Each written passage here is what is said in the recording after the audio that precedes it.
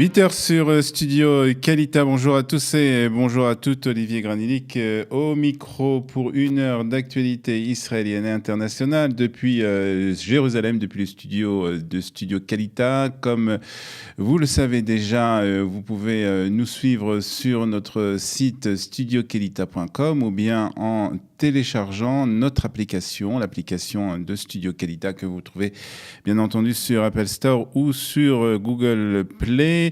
Et vous allez donc suivre avec nous cette heure d'actualité. Dans quelques instants, je vais vous donner les principaux titres de l'actualité de ce matin, 8h15. Ce matin, un petit changement de programme, ce sera Eliana que nous retrouverons pour Un jour notre histoire. 8h25, notre premier invité, Emmanuel Navon, avec qui nous parlerons de cette loi qui a été adoptée hier par le gouvernement, une loi qui veut limiter les pouvoirs de la Haute Cour de justice. Nous ferons le point avec professeur Emmanuel Navon. 8h40 sera l'heure de la revue de la presse et des médias israéliens. Et puis à 8h50, nous partirons à Lisbonne avec Guy Messinger, qui est un fan d'Eurovision qui se trouve à Lisbonne, qui nous parlera des préparatifs pour la demi-finale qui aura lieu demain et bien entendu la finale qui aura lieu Motzei Shabbat et des chances de Netta, la représentante d'Israël à l'Eurovision, de gagner ce concours. Mais on commence tout de suite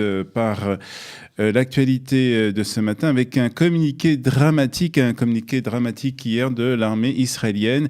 Hier, en effet, à 20h, Tsahal a annoncé que l'Iran s'apprêtait à lancer une salve de missiles donc depuis la Syrie contre Israël. Selon l'armée, des mouvements ont été détectés en Iran signalant des préparations pour un lancement de missiles mis en place par le général iranien Qassem Soleimani, commandant des forces spéciales des gardiens de la Révolution. Cette annonce a été faite dans le but de rendre publics les projets belliqueux de l'Iran afin de les neutraliser. C'est en tout cas ce que disent ce matin de nombreux commentateurs de l'armée israélienne, des commentateurs militaires de la presse israélienne.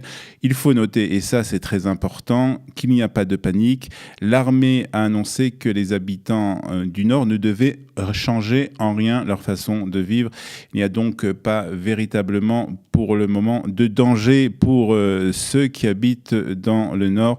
Et cette annonce donc a été faite surtout pour rendre public et pour révéler les projets de l'Iran. Lors d'une réunion du cabinet de la sécurité israélienne qui s'est tenue hier à Jérusalem, les ministres ont été informés par le chef de l'état-major et par le chef des renseignements militaires des dernières observations. Nous sommes déterminés à faire face à toute agression. Nous ne voulons aucune violence, mais nous sommes prêts à tous les scénarios, a déclaré le Premier ministre Binyamin Netanyahou. Binyamin Netanyahou qui doit se rendre cette semaine à Moscou pour rencontrer une nouvelle fois le président russe. Une rencontre qui est très importante aux yeux du Premier ministre. Les rencontres avec le président russe sont toujours très importantes pour la sécurité d'Israël, mais aussi pour la coordination entre les armées russes et Israël et l'armée israélienne, a indiqué donc Binyamin Netanyahou. Tension, cette fois-ci tension toujours, on va dire, à la frontière avec la bande de Gaza. Ça a attiré hier sur des terroristes qui tentaient de franchir la barrière de sécurité dans le sud de la bande de Gaza. La cellule était composée de 4 terroristes qui se sont approchés afin de pénétrer en Israël. 3 Palestiniens ont été tués par les tirs de l'armée israélienne. Le porte-parole de Tsahal a déclaré que l'armée israélienne continuera à agir pour défendre les citoyens d'Israël devant ceux qui cherchent à nuire à la sécurité de l'État, endommageant les infrastructures et la sécurité du pays. Déclaration donc du porte-parole de l'armée israélienne. Et puis concernant l'explosion mystérieuse, on va dire, qui a eu lieu samedi dans la bande de Gaza, le Hamas a accusé Israël. L'ennemi sioniste paiera le prix fort, a menacé hier le groupe terroriste Hamas. Cette menace a été prononcée lors des funérailles des 6 Palestiniens tués dans cette explosion. Israël, de son côté, dément toute implication dans cet incident. Au retour en Israël et en politique, plus particulièrement avec le Parlement israélien qui va voter aujourd'hui en première lecture le projet de loi contre le financement de l'autorité palestinienne aux familles des terroristes palestiniens. C'est une loi qui a été proposée par le ministre de la Défense.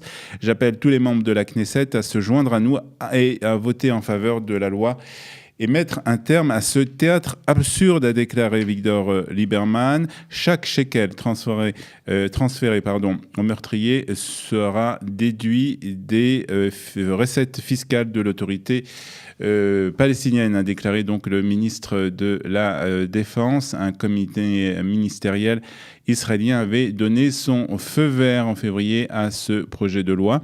Les familles des terroristes qui ont été tués ou emprisonnés ont droit à une allocation versée par l'autorité palestinienne pour compenser ce qu'ils considèrent être un sacrifice pour la cause nationale, selon les termes, bien entendu, de l'autorité palestinienne. Et le gouvernement israélien a adopté hier un projet de loi visant à limiter la possibilité pour la Cour suprême israélienne d'abroger des lois qu'elle estime illégales. Ce projet qui doit renforcer le pouvoir du gouvernement et limiter le contrôle de la haute cour de justice doit être voté encore en 3 lectures par le gouvernement avant d'entrer en vigueur. Si cette loi a été adoptée par le gouvernement, son adoption par le Parlement risque d'être beaucoup plus difficile. En effet, le ministre des Finances, Moshe Kahlon, chef du parti Kulanu, qui dispose de 10 sièges au Parlement, a menacé de ne pas voter ce texte lorsqu'il sera présenté à la Knesset. C'est un coup asséné au pouvoir de la loi, a déclaré Moshe Kahlon dans un communiqué, tout en exigeant que le gouvernement et la Cour suprême traitent de ce dossier par le dialogue. On reviendra sur ce dossier et sur cette question de cette loi avec notre invité à 8h30, professeur Emmanuel Navon. Nous essaierons de comprendre et d'approfondir un peu cette loi qui a été donc adoptée hier par le gouvernement israélien. Et puis sachez aussi que le chancelier autrichien Sebastian Kurz a annoncé hier qu'il se rendra en Israël au mois de juin prochain, marquant ainsi son premier voyage en Israël et dans la région depuis qu'il a formé une coalition avec le parti d'extrême droite FPO.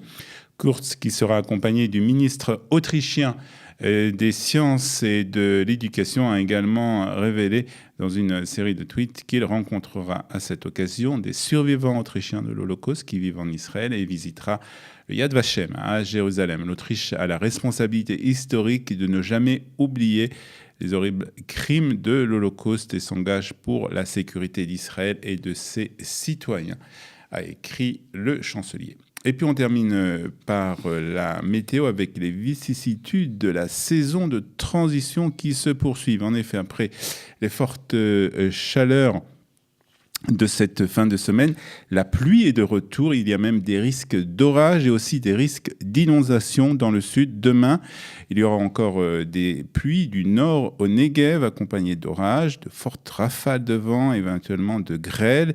Il y a aussi des craintes d'inondation dans le désert de Judée, la mer Morte et le Negev. Les températures prévues aujourd'hui, 23 degrés à Tel Aviv, 22 à Jérusalem, 29 degrés à la mer Morte et 32 degrés à Eilat. Voilà.